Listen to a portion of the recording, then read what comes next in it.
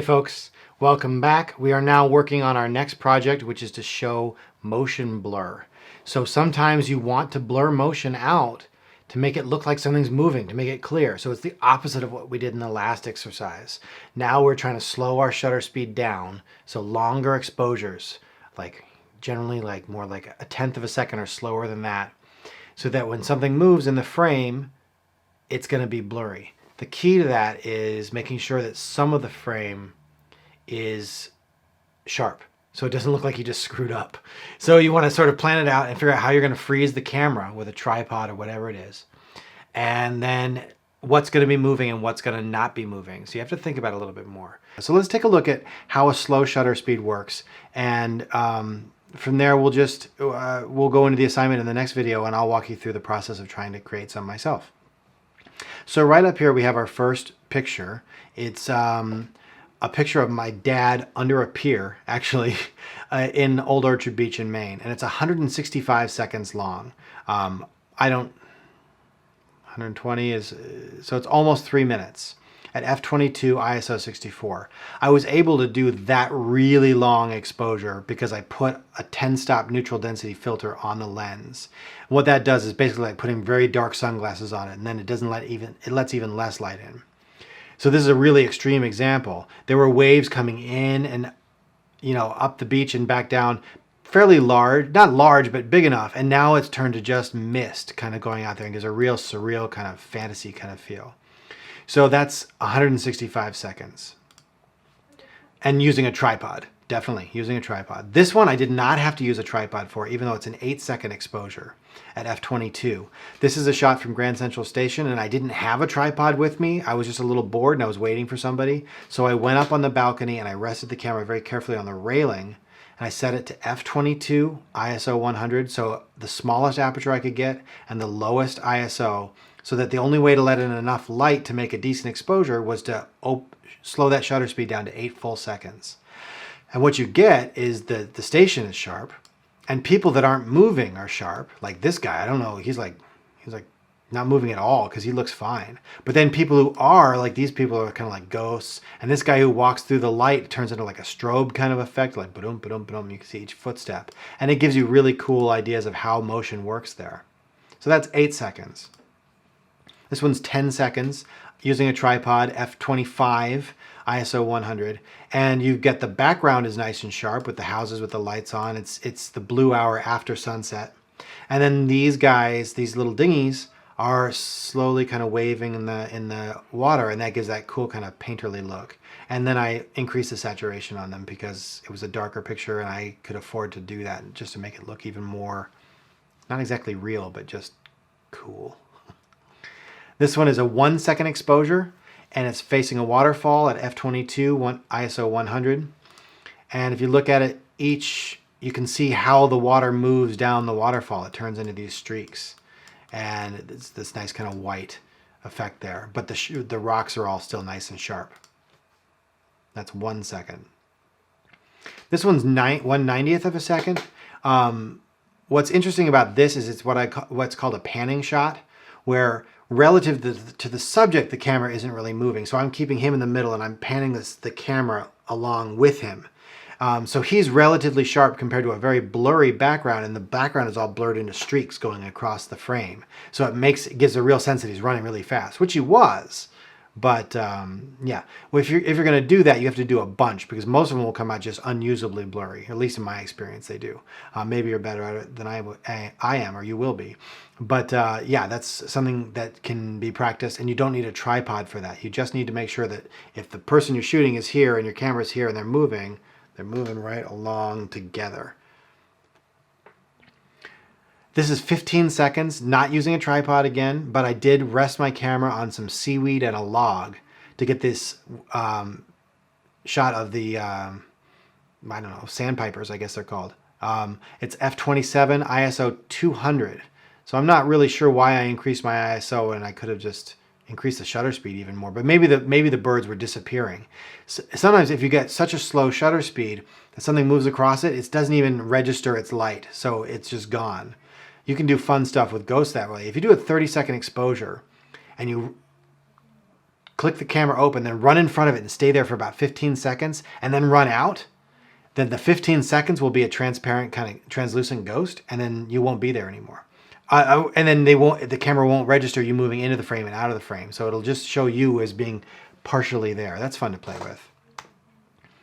This is surfing at the beach, 200 millimeters. So I'm zoomed in, but I couldn't zoom in that far. So I thought, hey, it would be fun if I slowed down the shutter speed to get a sense of like the spraying of the water and stuff. And then I can just play with the saturation and make it look a little bit more surreal, more painterly.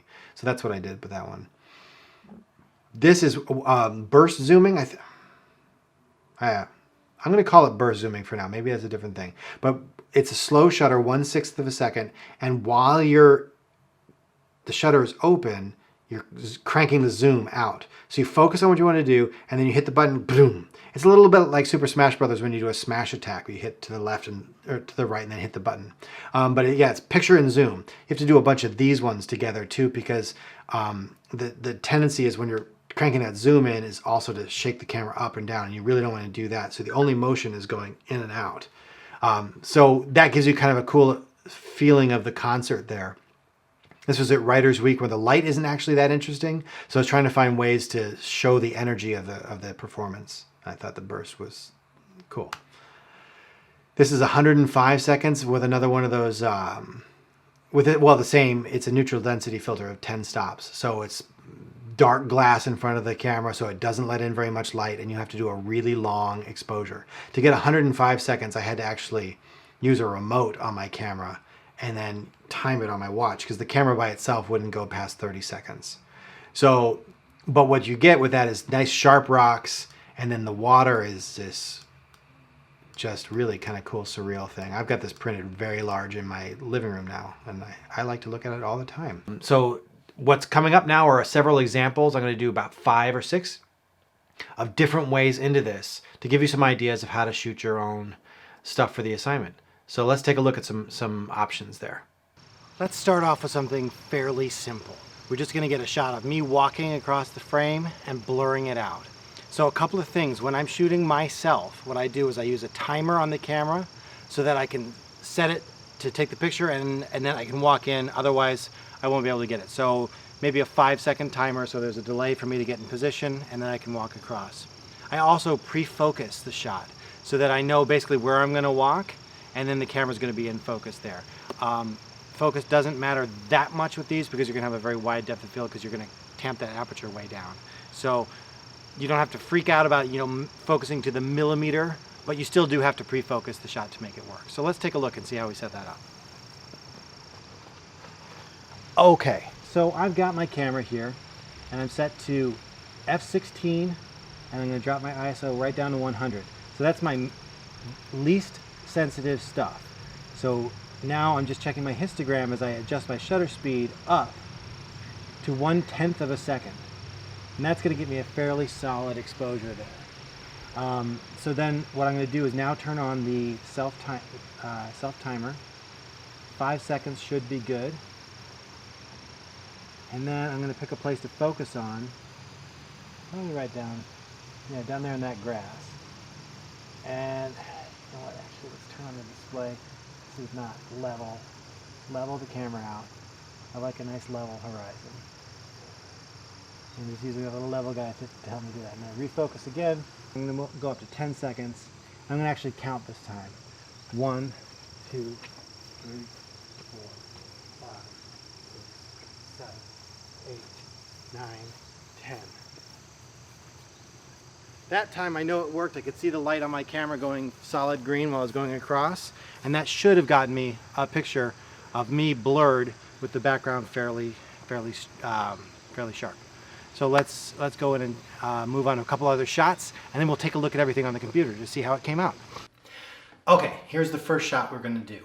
I've been trying to learn how to play the piano this summer. I'm not going to make you listen to me play because it's probably not good. I mean, I know it's not good yet. But I thought it would be a good idea to set up something where maybe you see the hands blurring across the keys and the piano's in focus and sharp, but the hands are moving. That would be kind of a fun use of blurred motion. So let's try and set that up. All right, I already have the camera set up the way I want it in terms of the composition. It's mostly focusing on the keys. You can see that there.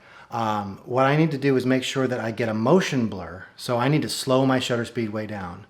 So in order to slow my shutter speed down, what I need to do is reduce the amount of light that the camera is getting. So I'm going to drop the ISO all the way down, and I'm going to increase the aperture number and decrease the aperture itself to make it so that the camera gets as little light as possible. And then I'll just reduce my shutter speed, keep slowing that down, increasing the length of the exposure until it compensates for that. So we're at ISO 1600 right now. Let's drop that down to 100. And then I'm going to bring my aperture all the way up to the maximum was f16 on this lens. And then you can see my exposure is completely black. So I'm dropping that shutter speed down, down, down, down. And now the histogram's starting to come across the right. I've got white keys on this keyboard and paper, so a 2-second exposure should make it so that the white is just barely, just right on the right side. So it should be a nice pure white. And I focus there. I'm not too worried about my focus because everything's going to basically be in focus at f16, or at least enough. Now the last part is, since I'm shooting myself, I'm going to switch my shutter speed to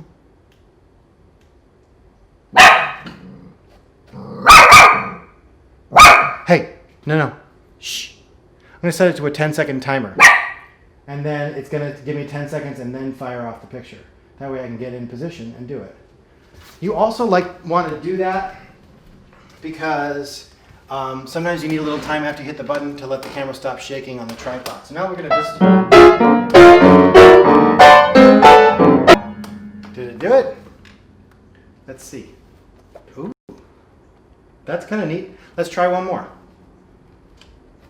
So now I get 10 seconds. 1, 2, 3.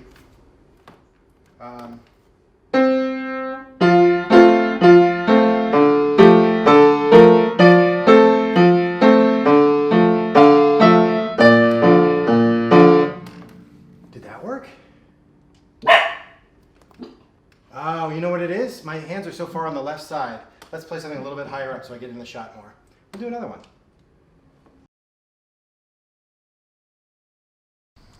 Now we're going to try something completely different.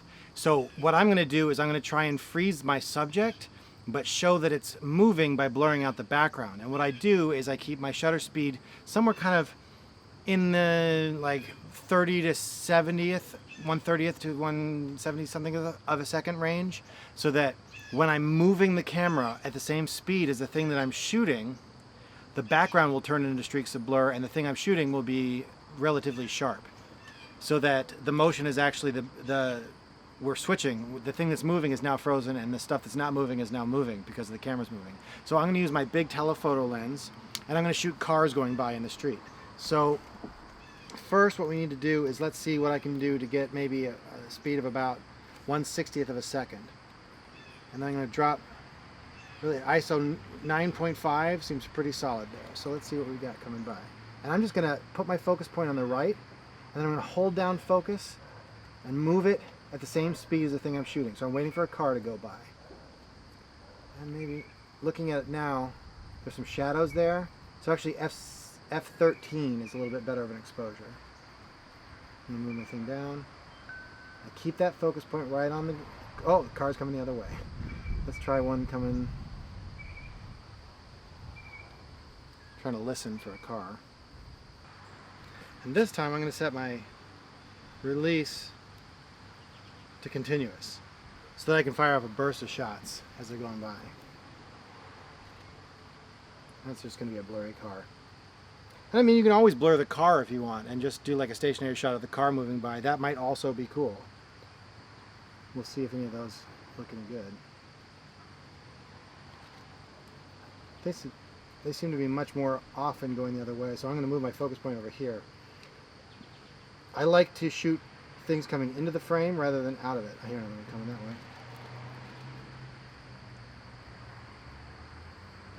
And these, there's a lot of trial and error. More so than anything else because I'm playing with something that's not... Those ones might have worked. Oh, and there's another one right behind them. Why do they come in pairs like that? I hear you say, but I haven't got a tripod. What do I do? If I haven't got a tripod, how am I going to get these motion blur shots? Well, never fear. Here's what we can do. And I apologize for that stupid accent. See these? These are socks. I'm going to use these to balance my camera, which is going to be even harder for me than it will be for you, on the desk. And I'm saying it's hard because I got this great big Atomos recorder on there to try and actually I might not even need them right now. But generally, if you're going to go outside, you take a little bean bag or some socks or something like that, it can help you adjust the angle of the camera. So we're going to use that to get a shot of my face looking crazy. Let's see how that goes. So now I'm back. And what I've done is I flipped the Atomos screen around so I can see what I'm doing. So now I just need to change some stuff. Let's get rid of that thing. And right now I'm at bring my ISO right up to 100. That's my best image quality there. And then I'm doing everything backwards. So it takes me a second to catch up to what I'm doing. That looks like that's going to be a pretty solid exposure. So now, actually, you know what? Lies. I'm going to set this back to the self timer. And because I don't have to go anywhere, I'm just going to set it to a 5-second timer there. And set it up. Oops. And I cranked my ISO up when I was trying to set the camera down. So now we got a 4-second exposure. So what I'm going to do is, let's see if I can use the little guy on my face. Pre-focus, that's pretty good. And then I'm setting it now to go, and then I'm going like this.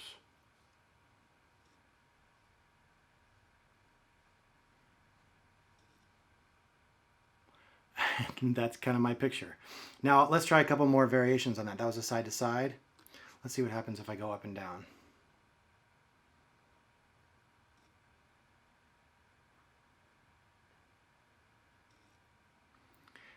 Then let's try one where I go, I'm going to be in the shot for 2 seconds and then duck out of it for 2 seconds. And that should make me kind of invisible. Not invisible, because then what would be the point? But it make me like translucent. All right, let's try going in and out of the frame. 2, 3, 4.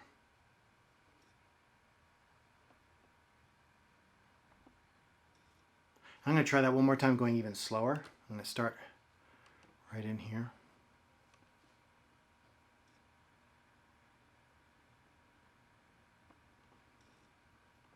We'll see what that looks like. Okay. And then let's do one where I'm moving really as fast as I can. Hopefully I won't throw up.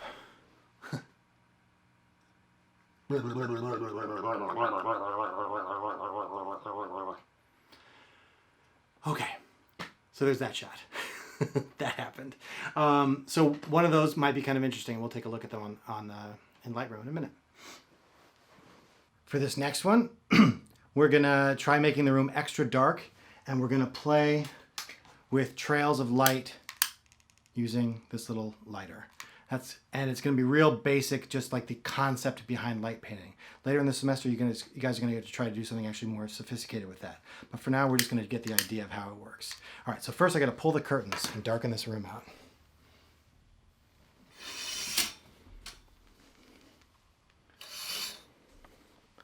Okay, now that's nice and spooky. Wake this camera up. Oops, I just got to turn it on, I guess. Okay, so then, looking at this, a 4-second exposure is not going to cut it. Let's just say 10 seconds is good enough, and then I'm going to use the aperture to brighten it up the rest of the way. And I want it actually a little bit dark still, because I don't want the flame to overexpose, because that's going to be brighter. That looks okay to me. So then I get back where I kind of was. And let's see what we got here.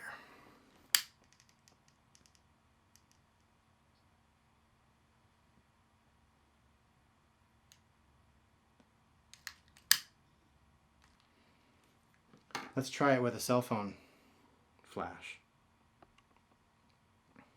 Okay, that's gonna be very bright. Let's see what that does.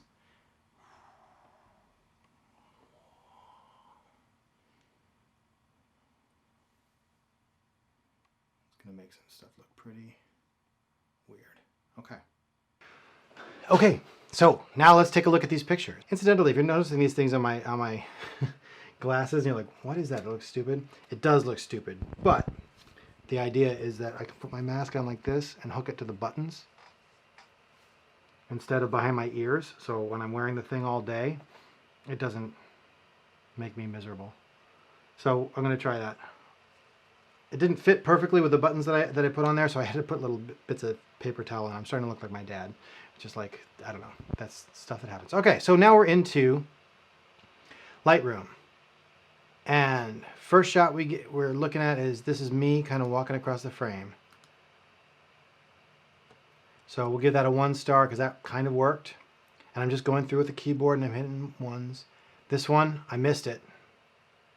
That's kind of neat. What is that next to? I don't know what that is sitting. Is that my sock that I thought I got out of the shot, but I didn't? So pay attention to what you're doing with the shots. That's kind of fun. That's the light with the candle. Oh no, that's the light from the cell phone. And then this one here. Let's.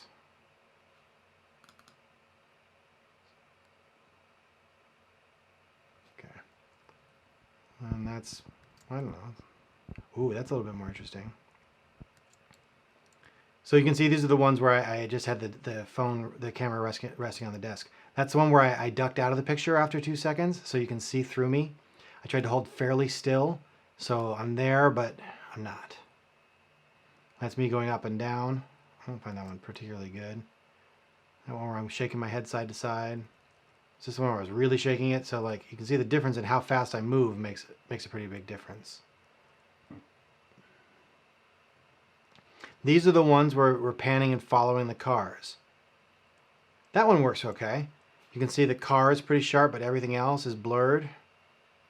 The car is not perfectly sharp, but we're giving that sense of motion, so it's okay. We can kind of accept that. Close this little editing thing. That one's okay. No. That one's a little bit better. None of these are great shots. I didn't really line anything up very well, and just trying to get something. People walking, mostly just kind of like garbage blur. If it's kind of blurry, that's the worst, because then it looks like you didn't do it on purpose. You just screwed up your shot. Like that's garbage. Garbage. That's kind of interesting. I was going the other way. I was shooting the people and the car went by. That's the lady looking at me like, what are you pointing that giant lens at me for? And then we've got these piano shots. That's okay. And what's fun about these is you've got like this ghosting effect of the piano, of the hands, but then the piano itself is sharp, good colors and all that stuff. That one's okay.